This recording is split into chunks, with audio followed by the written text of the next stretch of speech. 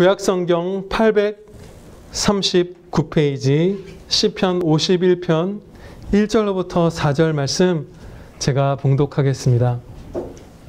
시편 51편 1절로부터 4절 말씀입니다. 다윗의 시 인도자를 따라 부르는 노래. 다윗이 밧세바와 동침한 후 선지자 나단이 그에게 왔을 때, 하나님이여 주의 인자를 따라 내게 은혜를 베푸시며 주의 많은 긍휼을 따라 내 죄악을 지워주소서. 나의 죄악을 말갛게 씻으시며 나의 죄를 깨끗이 제하소서. 물은 나는 내 죄과를 아오니 내 죄가 항상 내 앞에 있나이다.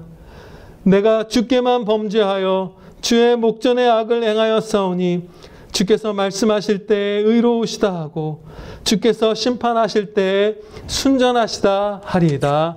아멘. 본문 말씀 시편 51편 1절로부터 4절 말씀, 죄와 죄책과 죄책감으로부터 우리를 구원해 주시는 하나님의 은혜라는 제목으로 선포하도록 하겠습니다.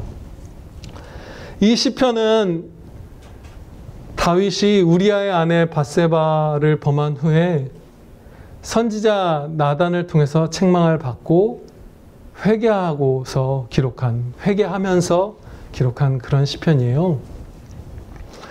하나님의 용서와 구원에 관한 그 진리를 아주 풍성하게 담고 있는 시편으로서 시편 그 150편의 시 중에서도 그야말로 한 손에 꼽을 만큼 특별히 더 중대한 진리를 담고 있는 시편입니다.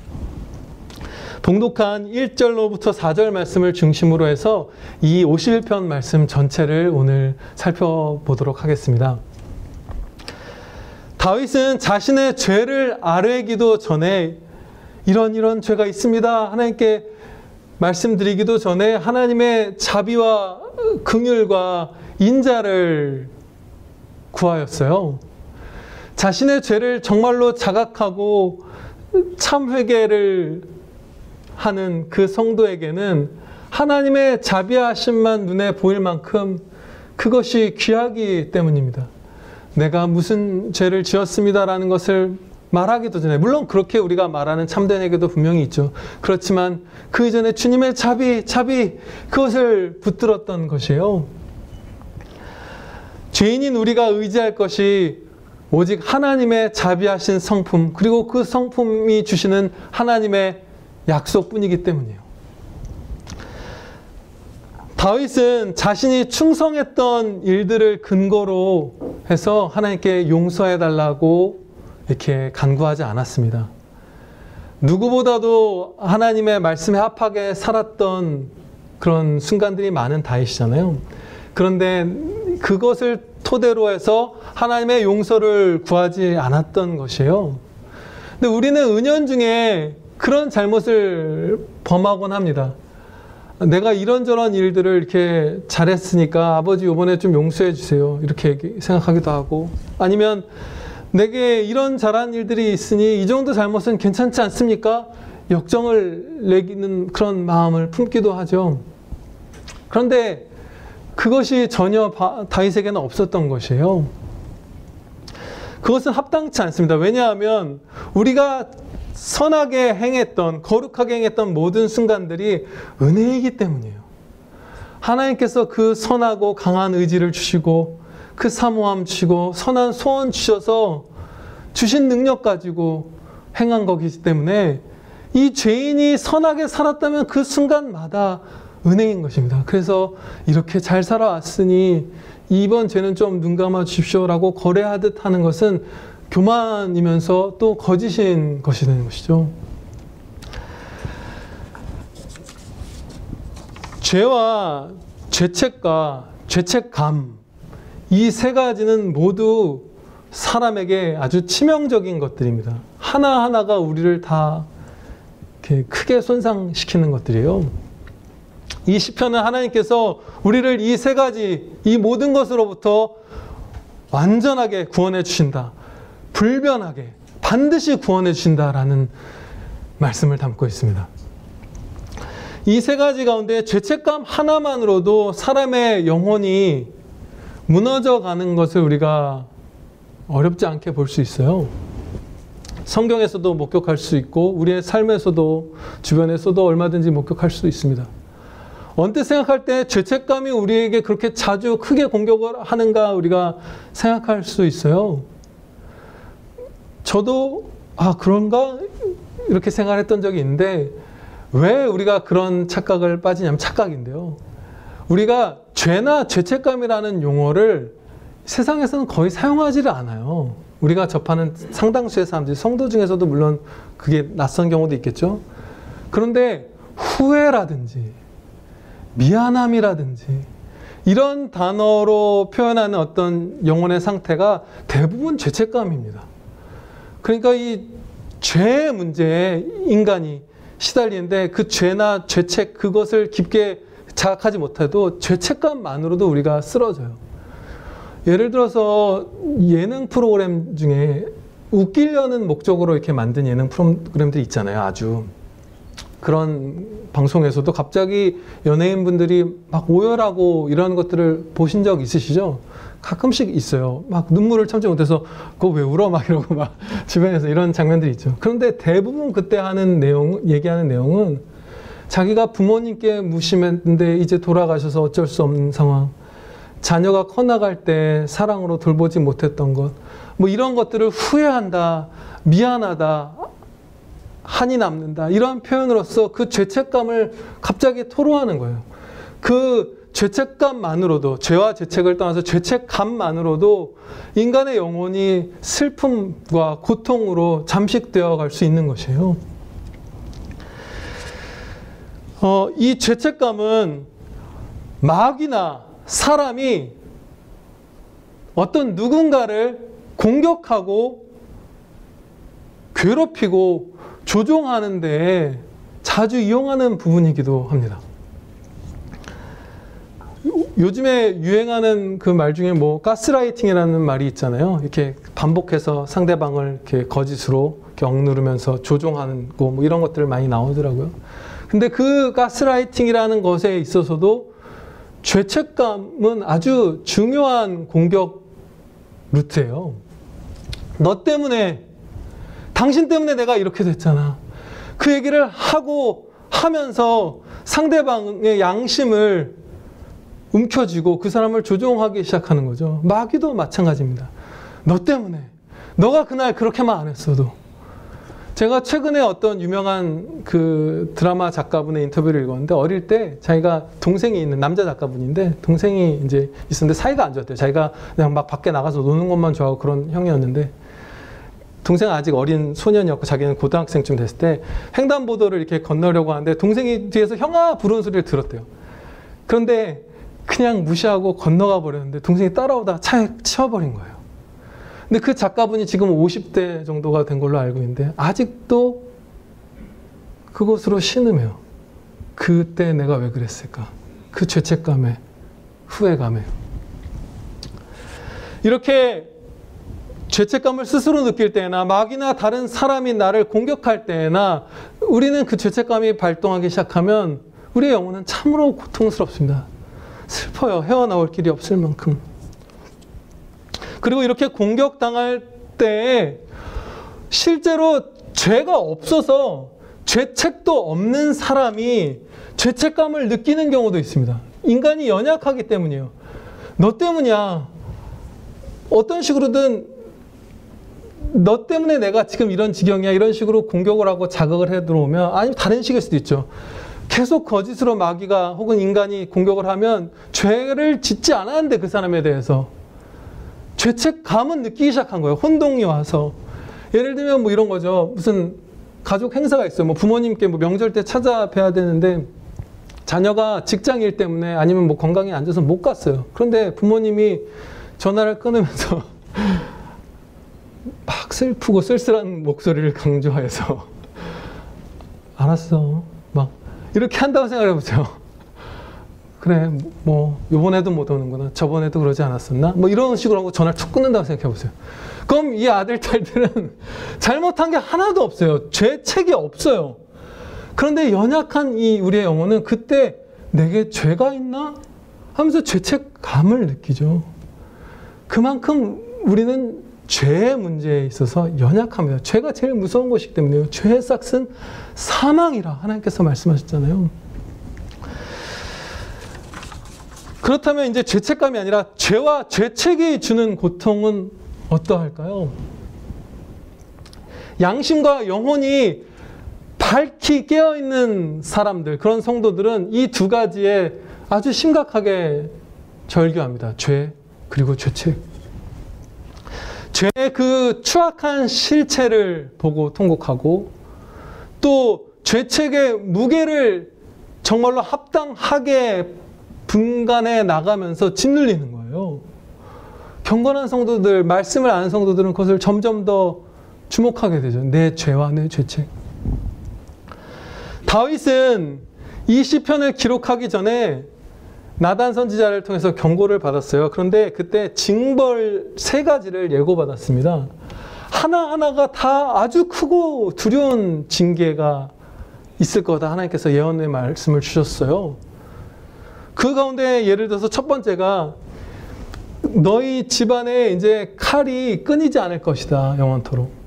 근데 이 칼은 죽이기도 하고 잘라서 나누기도 한다는 상징이잖아요. 그래서 이 이후로 밧세바를 범한 이후로 다윗의 가족 내에는 서로 다투어 죽이기까지 하고 또 분열이 생겨서 나뉘고 쪼개지는 일들이 계속해서 있었어요. 아주 큰 고통의 징계를 예고받았던 것이죠. 그런데 지금 다윗은 징벌을 감해달라거나 면제해달라는 기도를 전혀 드리지 않고 있습니다. 죄를 용서해 주실 것과 죄를 씻어서 이제 나를 거룩하게 순결하게 변화시켜 주시는 것만 계속해서 간구드리고 있어요. 내 죄악을 지워주소서, 나의 죄악을 말갛게 씻어주소서, 나의 죄를 깨끗이 제하소서. 이것이 처음 1절, 2절 말씀에서 다시 반복해서 3번, 4번 간구드린 유일한 것입니다. 형벌에 대한 간구가 전혀 없었어요. 징벌보다 내 안에 있는 죄 자체를 더 미워하고 아파했던 것이에요. 하나님을 대적하는 죄의 실체, 하나님과 나를 분리시키는 죄의 결과, 하나님께서 미워하시는 죄의 그 추악함, 이것들을 생각할 때에 죄가 그 어떤 형벌보다도 훨씬 더 고통스럽기 때문이에요. 그런데 이런 것들을 자각하고 있다면 그 성도는 회복되어 가고 있는 성도입니다. 회복이 있는, 소망이 있는 사람이에요. 중생하고 예수 그리스도를 믿는 믿음을 받고 성령님께서 함께 하시는 자만이 죄 자체를 고통스러워하고 혐오하기 시작하기 때문이에요. 예를 들면 TV 방송 같은 걸 보면 우리나라는 그런 걸 안 보여주지만 미국 같은 경우는 이 중범죄자들이 재판받는 과정을 이렇게 중계하는 경우들이 있더라고요. 그걸 이제 자막 달린 것도 보고 이제 우리나라 뉴스 같은 데서도 나오죠. 그러면 그 아주 뭐 강도, 살인, 강간 이런 거 한 범죄자들이 막 이렇게 등 기대서 거의 눕듯이 앉아갖고 막 태연하게 울고 막 피해자들 상대로 조롱하고 막 이래요. 그러다가 형량이 뭐 200년이다, 종신형이다, 사형이다 이런 걸 들으면 그때 그 사람들이 그야말로 실신하는 장면도 본 적이 있고 절규합니다. 죄에 대해서는 무신경하고 피해자에 대해서도 무신경하고 그러다가 내가 받는 형벌, 그 형벌의 고통만으로 절규하고 그것에만 집중하는 것이 바로 멸망에 가는 사람의 특징이에요. 죄가 제일 아프다면 그 사람에게는 소망이 있습니다. 머지않아 평강을 누려요. 그런 사람들은. 죄로 인한 이 고통은 죄책감 이것들로 인한 고통은 환난으로 인한 고통보다도 그 지속성에 있어서만큼은 확실히 더 큽니다. 어쩌면 인생 전체에 우리가 느끼는 고통의 총량이 환난으로 받는 것보다 죄 때문에 받는 게 몇 배는 더 클 거예요.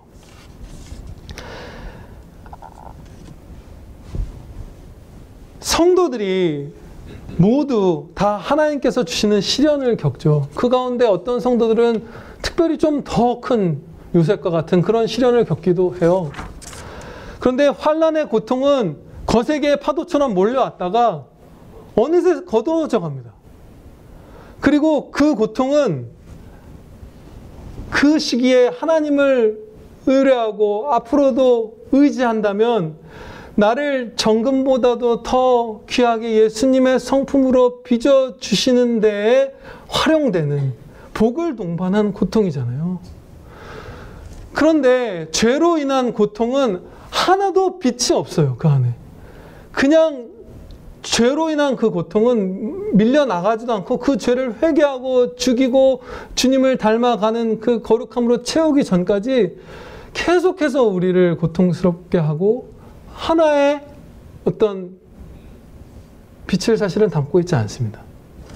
그래서 죄로 인한 고통이 제일 크고 제일 우리에게 치명적이고, 그래서 성경 안에서나 우리의 교회사나 우리 주변을 돌이켜보건대 가장 어둡고, 아니 가장이 아니죠. 어둡고 슬픈 상태에 머물러 있는 사람은 큰 환난을 겪었던 요셉 같은 사람이 아니라 일상에서 죄를 우리가 회개하지 않을 때에 우리가 슬픔과 어둠에 머물러 있게 됩니다.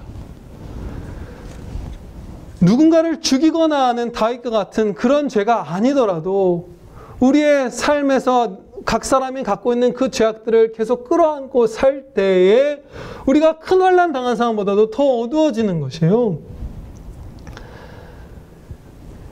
죄가 이토록 악하고 두려운 것, 해로운 것, 그 이유는, 그 근본적인 그 비참함의 이유는 죄가 하나님을 대적하는 것이기 때문입니다. 4절 말씀에서 그 사실이 밝히 드러나요. 그 진리를 이제 살펴볼 텐데 그 전에 한 가지 질문의 답을 말씀 가운데서 먼저 배우는 것이 좋을 것 같아요. 우리는 내 죄에 대한 징벌을 경감시켜 주시기를 기도드릴 수 있을까요? 다윗은 일단 여기서 그런 기도를 전혀 드리지 않고 있어요. 이 가장 근본적인 문제까지 파고드는 이 죄에 대한 문제를 파고드는 이 시편 51편에서 징벌을 감해달라 이런 것들을 일단 전혀 지금 앞부분에서 구하고 있지 않죠. 그렇다면 우리가 죄를 범했을 때 그 징계를 감해 주시기를 기도드려도 되는 것일까요? 예, 가능합니다. 다윗도 성경의 다른 부분을 보면 금식하면서 계속해서 그 징벌을 감해 주시기를 기도드렸어요. 그렇게 해서 은혜 입은 성도들이 부지기수죠. 죄의 용서와 죄의 죽임이 더 중요하지만 형벌을 감해 주시는 기도도 성도가 드릴 수 있고, 어떻게 보면 드리는 성도가 더 건강한 성도일지도 몰라요. 시편 6편에서 다윗은 이렇게 기도드렸습니다. 그렇겠네요. 다윗이 이렇게까지 기도드린 거 보면 더 건강한 성도의 기도입니다. 여호와여, 주의 분노로 나를 책망하지 마시오며 주의 진노로 나를 징계하지 마옵소서. 여호와여, 내가 수척하였사오니 내게 은혜를 베푸소서. 여호와여, 나의 뼈가 떨리오니 나를 고치소서. 징계를 감하여 주시옵소서. 그 기도를 우리가 드릴 수 있고 드려서 은혜 받을 수 있습니다.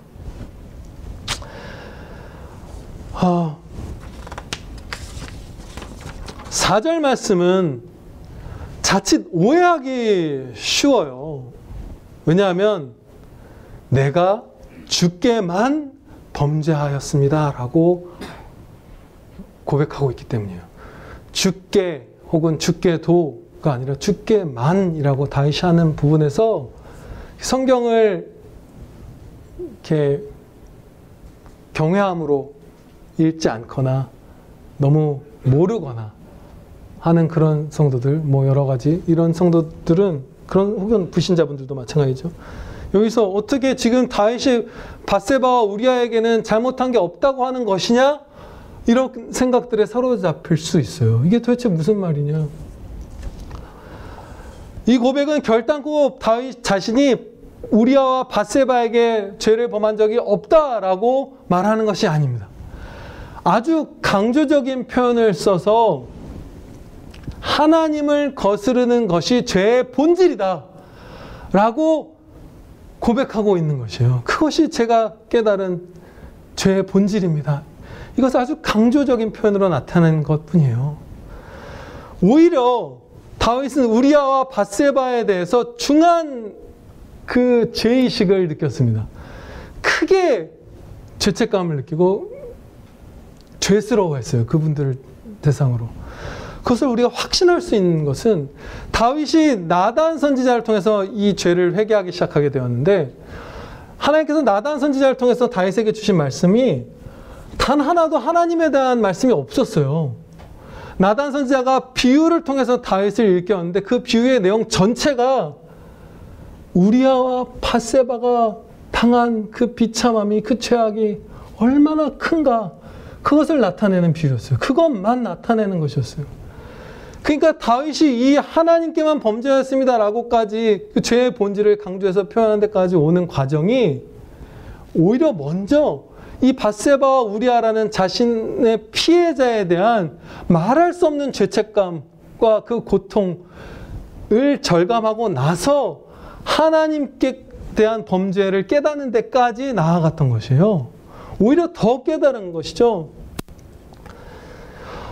며칠 전에 영화 평론가 이동진 씨가 2000년 이후, 그러니까 21세기죠. 지난 한 21년간 한국 영화 최고작을 뽑는 그 방송을 하는 걸 보았어요.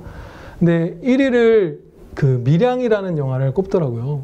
근데 이제는 세월이 많이 흘러서 청년분들, 여러분들 안 보신 분들 많을 텐데 그 영화가 아주 화제가 됐던 영화입니다. 상도 뭐 아주 많이 타고. 그런데 그것으로 전도연 씨가 무슨 칸느 영화제인가 이런 데서 여우주연상을 최초로 탔었죠. 그런데 그 내용 중에 중요한 부분이 이런 게 있어요. 전도연 씨의 아들이 이제 납치를 당해서 살해를 당한 거예요. 근데 그 아들을 살해한 범인을 이제 면회를 하러 갑니다. 전도연 씨도 자기가 예수님 믿는 사람이라고 생각하는 사람이고, 어느 날부터. 근데 갔더니 이 살인범도 자기가 하나님 믿게 됐다, 이렇게 얘기를 하는 거예요. 근데 이 어린 남자아이를 죽인 살인범이 자신이 하나님을 믿게 되고 구원과 평화를 얻었다고 하면서 그 죽은 아이의 어머니를 향해서 죄송합니다라고 말을 하는데 덤덤하게, 평탄하게, 미안합니다, 뭐 이렇게 얘기하는 거예요. 이제 그것을 보고 이제 결과적으로 얘기하면 전도연 씨도 사실은 참성도는 아니었어요. 그 영화를 보면. 그 사람들은 그렇게 속겠지만, 세상 사람들. 근데 그래서 그 전도연 씨가 그걸 보고 부하가 아침이라서 하나님을 대적하는 게 영화 후반부의 전체 내용이에요. 막 공격하고 원망하는 게.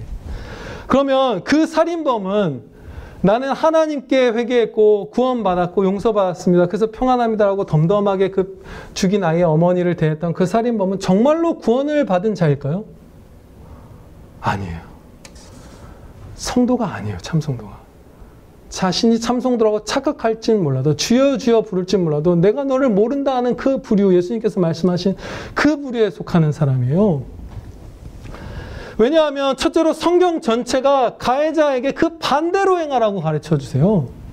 그리고 두 번째로 새 생명을 받은 성도가 진리 가운데 품는 신앙 양심만이 아니라 보편 인류에게 주신 양심이 피해자의 유가족들에게 살인자가 그따위로 행해서는 안 된다는 걸 외치기 때문이에요. 성도의 신앙 양심도 아니고 인류 보편의 양심을 거스르는 그 사람이 참으로 그리스도의 은혜, 십자가 은혜를 아는 사람일 수가 없는 것이죠. 예수님께서는 마태복음 5장 23절 24절에서 이렇게 말씀하셨습니다. 친히 말씀하시기를, 예물을 제단에 드리려다가 거기서 네 형제에게 원망 들을 만한 일이 있는 것이 생각나거든 예물을 제단 앞에 두고 먼저 가서 형제와 화목하고 그 후에 와서 예물을 드리라. 하나님의 제단에 예물을 바치려는 그 엄중한 순간에도 원망 들을 만한 정도의 일만 있어도 놓고 달려가서 사과하고 화목하게 된 다음에 와서 예물을 바치라는 것인데, 살인을 해놓고서 그 유가족을 상대로 덤덤하는 것이 있을 수가 없는 일이죠. 엎드려서 통곡하면서 가슴을 찢으면서 용서해달라고 하는 것이 성도의 그 피해자를 향한 자세인 것이죠.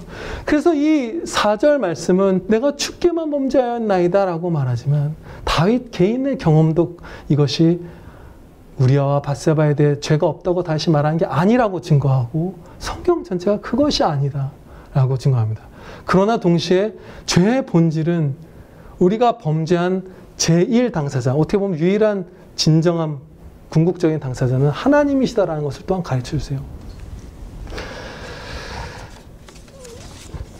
4절 말씀과 관련해서 오히려 우리 성도들이 쉽게 빠지는 잘못은 자신이 어떤 사람에게 잘못했다는 자각은 있지만 내가 하나님께 더 범죄하였다는 그 자각은 적은 것이에요. 오히려 내가 하나님께만 범죄해서 하나님께 용서받았으니까 됐다라고 하는 건 성도들 웬만한 성도는 그런 지경에 안 빠지고요.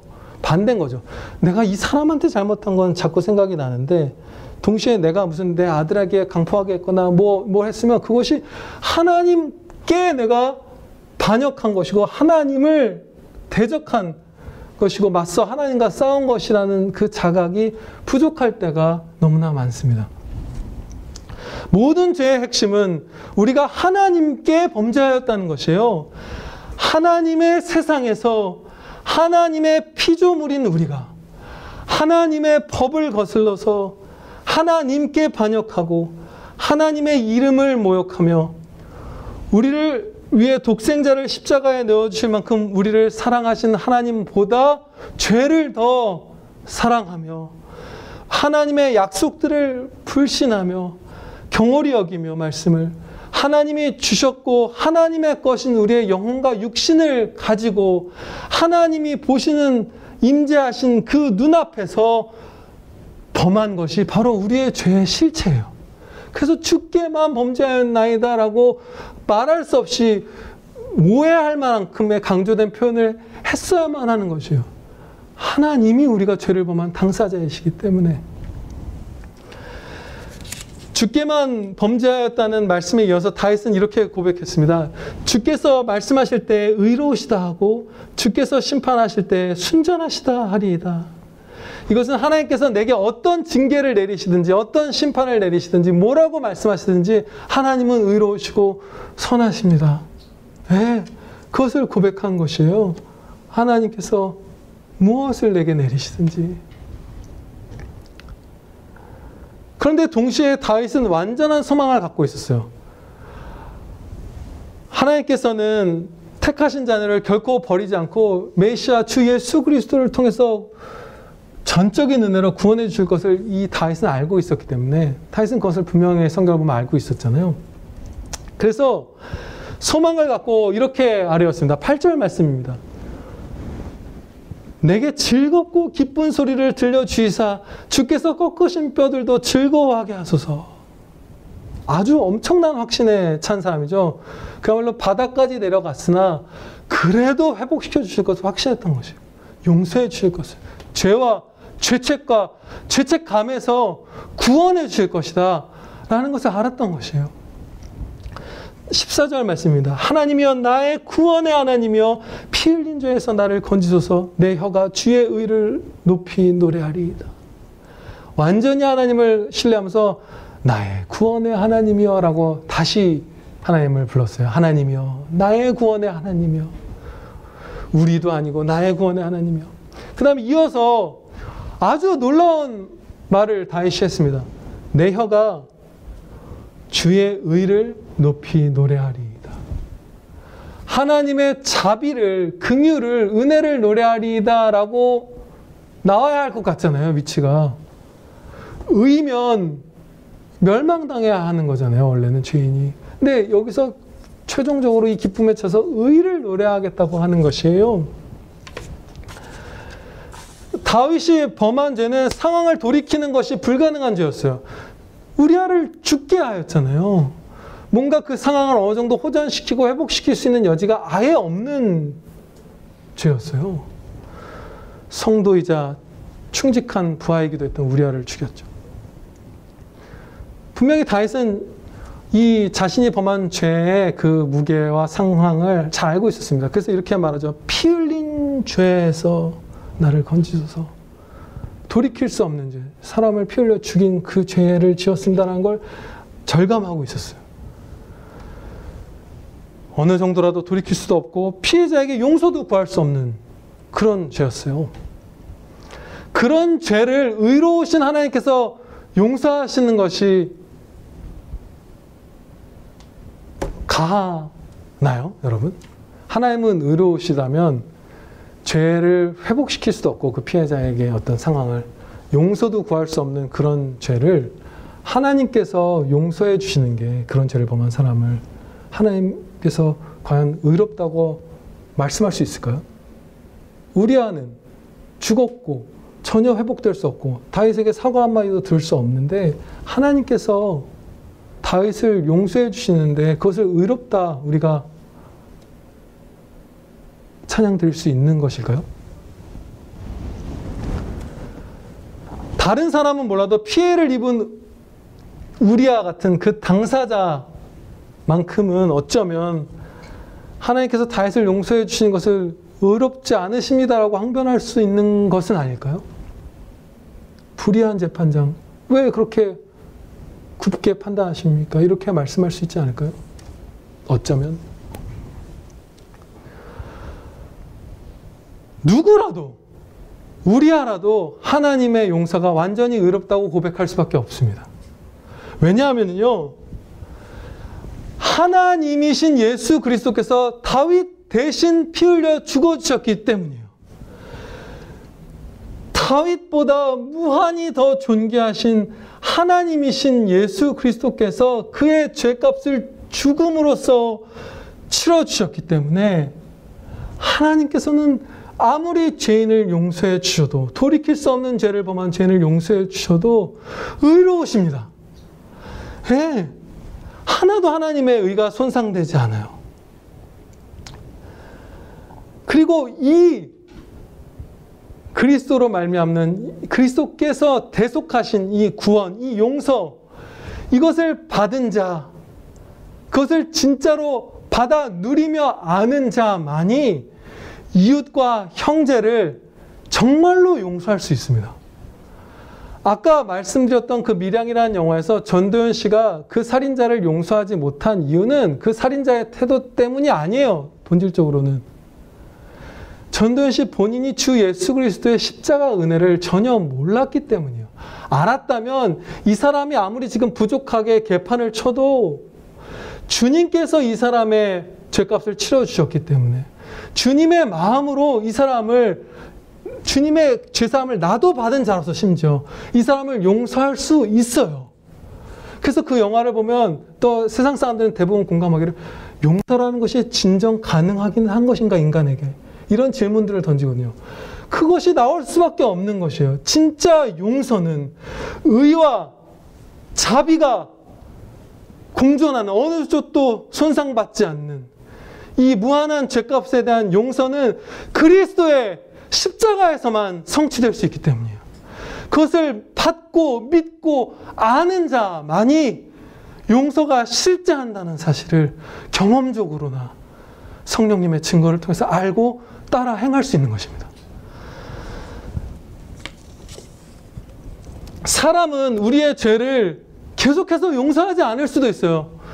저와 여러분이 아무리 눈물로 고개 숙여 사과해도 우리를 용서해 주지 않는 사람이 있을지도 몰라요. 그러면 우리는 계속해서 죄책과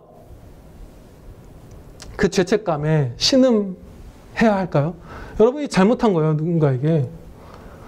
뭐 그런 경우도 있죠. 뭐 실수로 아내가 아이를 돌보다가 목욕탕에 물이 30cm밖에 없었는데 죽은 거예요. 근데 남편이 끝까지 그 아내를 용서 못해서 결국은 뭐 살던 부부가 이혼하고 파탄이 나고 원수가 되고 뭐 이런 경우들, 그 슬픈 경우들 보잖아요.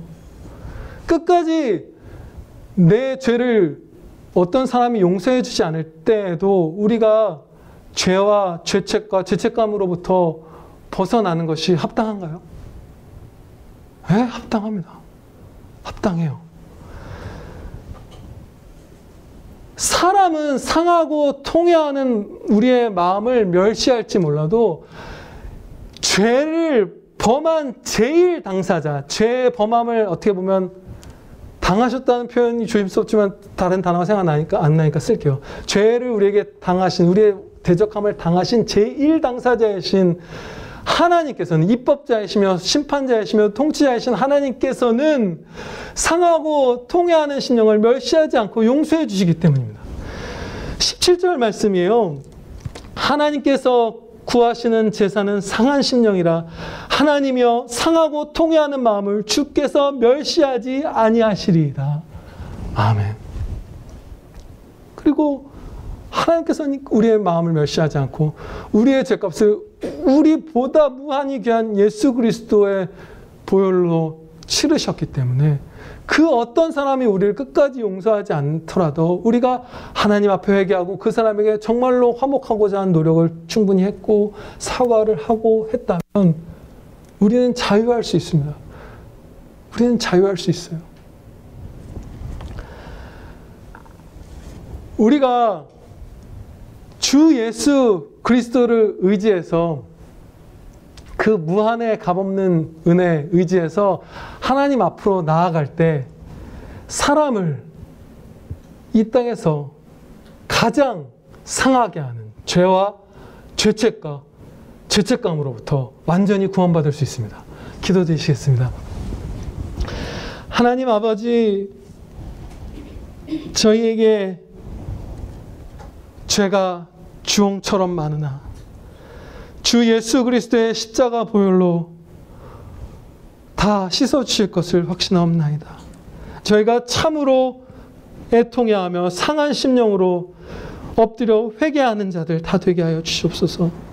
죄를 애석해 하는 게 아니라 애통해하고, 죄를 유감스럽게 여기는 것이 아니라 죄와 싸워 죄를 죽이고, 죄만 덜어내는 것이 아니라 이제 하나님께서 말씀하신 대로 따라 행하면서 그 참된 회개를 행하고 이 죄의 고통으로부터, 쏘는 것으로부터 완전히 구원받는 복된 아들, 딸들 저희 다 되게 하여 주시옵소서. 우리 구주 예수 그리스도의 이름으로 기도하렵나이다. 아멘.